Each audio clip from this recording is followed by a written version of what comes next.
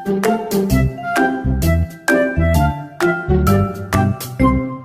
karir juga kan, Ustazah sampai hari ini setelah belasan tahun kemudian tetap perannya Ustazah juga ya sudah, alhamdulillah. Berasa bosan nggak sih? Perannya Ustazah tuh bosan? Kalau dibilang bosan enggak ya, karena kan kita menyampaikan ayat-ayat Allah ya. Jadi kita menyampaikan jadi kan banyak orang bilang ya Allah bahasanya indah banget ya, indah karena itu firman Allah jadi indah gitu. Itu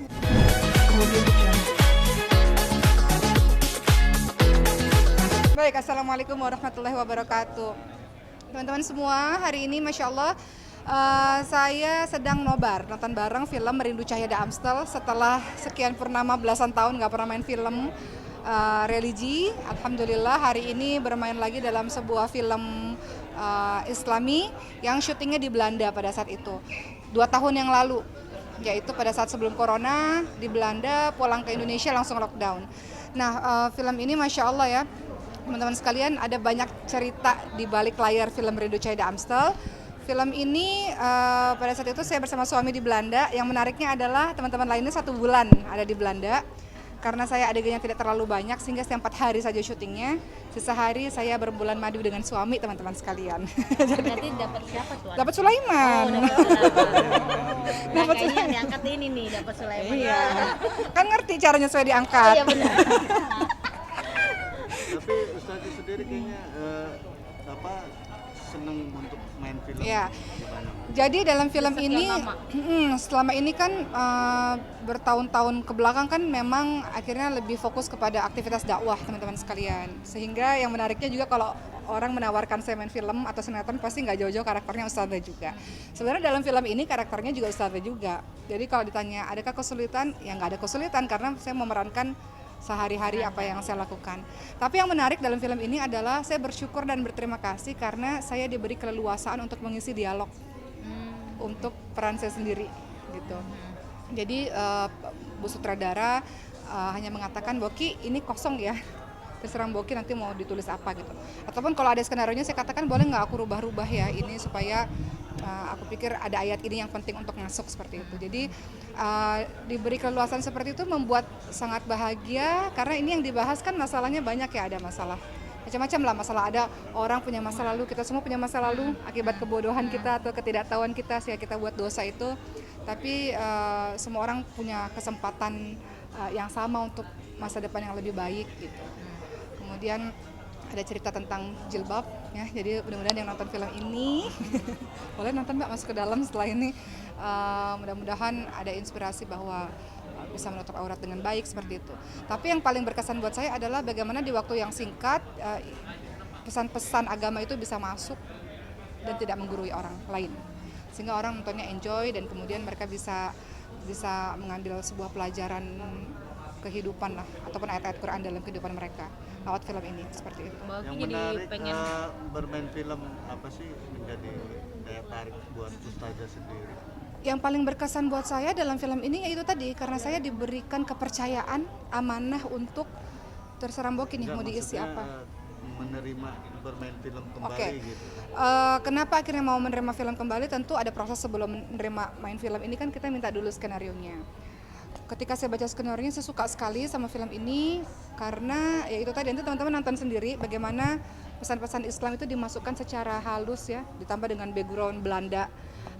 Mudah-mudahan menarik lah bagi teman-teman yang nonton dan teman-teman bisa melihat bagaimana dakwah di negara lain seperti itu yang disampaikan secara ringan. Nah, kenapa saya menerima film ini? Ya karena saya pikir ini momentum yang bagus karena kan agak susah ya kalau dakwah di masjid juga nggak semua orang mau datang ke masjid, nggak semua orang mau dengar kajian loh 2 jam gitu ya, nggak semua orang. Tapi lewat film yang dikemas secara apik, bagus dengan sinematografi yang bagus, pandangan yang bagus, saya bisa ngasih tahu dalam film itu tentang jilbab. Saya bisa ngasih tahu tentang Allah Maha Pengampun misalnya. Saya bisa ngasih tahu misalnya birrul walidain, misalnya bakti sama orang tua misalnya gitu. Jadi itu alasan kenapa akhirnya sekarang aktivitasnya setelah pernikahan Ricis kemarin ya, dan setelah operasi anak sekarang aktivitasnya jadi banyak nobar kemana-mana untuk mempromosikan film ini seperti itu. jadi Di Belanda kemana aja? Oke. Nah selama ke Belanda kemarin 4 hari, syutingnya 4 hari doang loh saya. Kemudian karena saya kan S1-nya sastra Belanda nih teman-teman sekalian. dan karena film dan sebagainya nggak pernah pergi ke Belanda. Jadi pada saat film ini pertama kali menjejakkan kaki di Belanda, karena dulu saya pengen banget kuliah di Universitas Leiden di Belanda, nggak kesampaian karena sibuk main film dan dakwah gitu ya, akhirnya nggak kesampaian. Jadi kemarin selama di Belanda ya sama suami jadi bulan madu lagi. Kita tuh hampir nggak, bulan madunya zaman dahulu kala ya, karena kita sama-sama sibuk. Jadi ketika di Belanda ya akhirnya teman-teman sibuk syuting ya akhirnya kita jalan-jalan di Belanda, explore kampus-kampus, ngelihat mungkin suatu hari nanti diberikan rezeki ada anak kita yang bisa sekolah di sini, seperti itu. Kalau untuk perannya sendiri kan dari dulu maksudnya Iya. soal wanita soleha gitu. Ya Allah, ada Keinginan ya? Keinginan pengen peran apa sih? Betul, biasanya sebagai pemain ya pasti ingin eksplor peran-peran lainnya ya. Cuman rasa-rasanya memang kayaknya kurang tepat kalau saya dengan kerudung begini, pemeran yang aneh-aneh kayaknya kurang tepat ya. Jadi saya harus tahu diri ya, dengan pakaian saya seperti ini pasti peran-perannya biasanya hampir-hampir serupa. Tapi apapun itu ya ingin sih misalnya jadi siapalah gitu. Maksudnya beberapa tahun belakangan ini ada main-main lagi gitu, tapi memang karakternya ustadzah yang ceramah gitu, ceramah terus. Jadi mungkin satu hari nanti kita lihatlah, jangan ceramah, jangan perannya jadi ustadzah lagi misalnya, mungkin peran lain tapi menyampaikan pesan-pesan kebaikan. Berarti Tapi sudah ya banyak sempat peran. ada yang nawarin berperan yang lain. Oh, orang-orang nawarin perannya jadi ustadzah. Oh, selalu itu. Selalu itu dari awal karir ya, dari awal karir juga kan ustadzah sampai hari ini setelah belasan tahun kemudian tetap perannya ustadzah juga ya. Alhamdulillah. Merasa bosan nggak sih?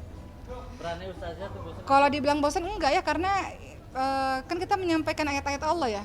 Jadi kita menyampaikan jadi kan banyak orang bilang ya Allah bahasanya indah banget ya. Indah karena itu firman Allah jadi indah gitu. Itu bukan kalimat saya gitu. Jadi firman Allah yang ada dalam Al-Qur'an tentu itu menjadi indah dan masuk ke hati setiap orang seperti itu. Kalau dibilang bosan enggak? Dibilang bosan tentu saja tidak, karena ini aktivitas saya sehari-hari dan menyampaikan firman Allah yang indah. Saya saja bicaranya bergetar, apalagi orang yang mendengarkannya juga gitu. Bahwa itu ayat-ayat Allah yang memang sangat indah gitu. Jadi itu yang coba disampaikan di dalam film, yang mudah-mudahan orang-orang juga tersentuh dengan ayat-ayat Allah itu, insya Allah. Oke, menjelang akhir tahun mungkin ada Ya, agenda akhir apa? tahun. Memang akhir tahun ini selain tadi promo-promo film ke berbagai macam tempat, berikutnya adalah memang akhir tahun ini rencananya tadinya mau liburan sekeluarga gitu kan, keluarga besar ya, adik-adik semuanya, Ricis, Rian, Cindy suaminya, orang tua kita semuanya. Tapi qadarullah saya dapat undangan ke Amerika untuk muktamar ya. Jadi di Amerika itu tiap tahun itu ada gabungan penceramah gitu. Dari Indonesia, dari Malaysia, dari orang Amerikanya sendiri. Nah, alhamdulillahnya tahun 2021 ini saya dengan beberapa teman lainnya diundang ke sana. Jadi memang di akhir tahun ini saya akan berada di sana bersama keluarga. Ricis Rian ada acaranya sendiri, ada saya ada acaranya sendiri. Kita nggak bisa bersama di akhir tahun ini. Berarti baru pertama kali ya tidak bisa bersama dalam arti kata. Iya, kalau acara pertemuan keluarga kan biasanya Sabtu Ahad ya, setiap Sabtu Minggu pasti selalu ketemu. Tapi saya selalu bilang, please luangin waktu untuk kita bisa umroh bareng seluruh keluarga besar gitu. Tapi kita lihat ya, kalau misalnya Ricis sehat, Rian sehat, semuanya sehat, ya mudah-mudahan kita bisa berangkat. Allah. Memang ada rencana untuk umroh bareng. Ada rencana umroh bareng, tapi kita lihat keadaan, kesehatan, kegiatannya masing-masing. Tapi ada rencana itu tuh, cita-cita besar, pengen seluruh keluarga sama orang tua kita semuanya pada ikut. Gitu. Tapi akhir tahun ini memang kita nggak bisa bareng karena saya 2 minggu ada di sana. Insya Allah. Berarti semua anak-anak dibawa. Berangkatnya tanggal 23 insya Allah, 23 Desember dini hari, 2 mingguan lah di sana insya Allah. Ke LA dan ke New York insya Allah. Kalau ngeliat tahun 2021 mungkin apa yang belum tercapai sih? Belum tercapai atau kejadian-kejadian apa? Kejadian yang berkesan selama 2021 banyak orang yang wafat ya, ayah saya, sahabat kami Amar, guru-guru kami salah satunya Mang Odet ya, kemarin wali kota Bandung, dan nggak bisa disebutin satu persatu, banyak sekali. Di handphone saya itu beberapa bulan ini sudah lumayan berkurang ya, tapi setiap hari, bayangkan hampir setiap hari di grup-grup WhatsApp saya itu innalillahi wa inna ilaihi rajiun, innalillahi wa inna ilaihi rajiun. Jadi 2020 dan 2021 ya, berbagai macam orang-orang terdekat itu kembali kepada Allah Subhanahu wa taala. Jadi mungkin tahun duka cita juga ya, disebut tahun duka cita. Rasul punya tahun duka cita ketika istrinya dan pamannya meninggal dunia. Saya pun juga begitu, ketika ayah kami meninggal dunia, sahabat-sahabat kami, guru-guru kami, keluarga-keluarga kami yang lainnya meninggal dunia, itu jadi tahun-tahun kita jadi lebih merasa sangat dekat dengan kematian dan menunggu giliran untuk menuju kematian. Ibu saya juga udah berpesan beberapa waktu lalu, saya juga udah bilang ke adik-adik, ibu juga mengatakan, ibu nanti kalau udah nggak ada, tolong dimakamin di area pesantren kita gitu. Begitu pula adik-adik saya katakan, oke adik-adik mau di mana nanti kalau Allah panggil, karena kan semuanya mendadak ya, kemarin papa mendadak, teman kita mendadak, guru-guru kita mendadak. Kemudian adik-adik juga bilang, Boki ntar kalau aku nggak ada, dimakaminnya di pesantren ya gitu. Jadi memang pembicaraan kematian itu jadi pembicaraan sehari-hari kita gitu. Setelah berbagai macam kejadian yang datang bertubi-tubi dalam keluarga kami ya, orang-orang terdekat kami, sehingga akhir tahun ini ditutup dengan bermuhasabah, menghargai dan bersyukur tentang kehidupan ini. Tahun 2020 juga ujian juga karena Sulaiman Allah karuniakan kelainan genetik gitu. Jadi tahun 2020-2021 tuh cukup banyak ujian-ujian Allah lah dalam kehidupan saya maupun keluarga gitu. Sehingga kita banyak bersyukur kepada Allah karena kita mampu melewati itu, dan kita bersyukur kepada Allah sampai hari ini Allah masih diberikan kesehatan, sehingga 2022 harapannya bisa melakukan apa lagi nih kebaikan untuk orang lain, untuk menyelamatkan kita sendiri menuju kepada Allah nanti gitu. Seperti itu sih. Genetik maksudnya gimana Bu Ade? Nggak ikutin berita ya. Enggak, disebut aja. Oke. Kelainan genetiknya Sulaiman namanya Prader-Willi syndrome ya. Jadi mungkin sebagian teman-teman sudah tahu, memang sampai hari ini berjuang terus untuk terapi-terapi, tapi alhamdulillah setelah 1 tahun sekarang Sulaiman keadaannya sudah baik, alhamdulillah ya. Jadi dengan begitu mudah Allah gilirkan antara menangis dan tertawa, sedih dan bahagia, seperti itu. Tahun ini juga kan ada kabar bahagia yang Ricis. Oh iya, kalau di flashback ya, tahun 2020 itu kayak roller coaster kehidupan saya nih dan kehidupan keluarga, sedih bahagia gitu. Jadi memang ya begitulah ya. Kullu nafsin dha'iqatul maut wa nabluukum bisyarri wal khairi fitnah wa ilaina turja'un. Setiap bernyawa akan mati, Allah kadang uji kita dengan sedih, kadang bahagia, kadang tawa, kadang air mata. Saya rasakan betul nih 2020-2021. Bagaimana Allah gilirkan yang tadinya nangis-nangis, almarhum papa meninggal, kemudian bahagia sekali setelah Ricis menikah, penantian begitu panjang gitu.